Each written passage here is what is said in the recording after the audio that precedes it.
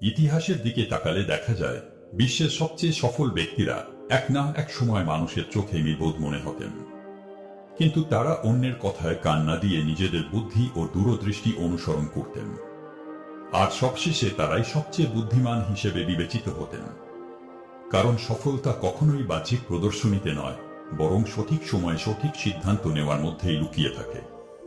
আজকের গল্প আমাদের একটি গুরুত্বপূর্ণ শিক্ষা দেবে যে নিজে বুদ্ধিমান হওয়া আর অন্যের চোখে নিজেকে বুদ্ধিমান হিসেবে দেখা, এই দুটো সম্পূর্ণ ভিন্ন ব্যাপার। তাই চলুন গল্পটি শেষ পর্যন্ত দেখি।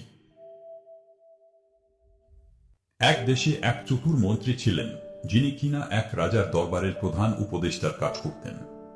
এই মন্ত্রীটা এতই বুদ্ধিমান ছিলেন যে তার কাছে সব সমস্যার সমাধান ছিল। তাই রাজা তার পরামর্শ ছাড়া কোনো বড় সিদ্ধান্ত নিতেন না। এই কারণে দরবারের অন্য লোকেরা মন্ত্রীকে মনে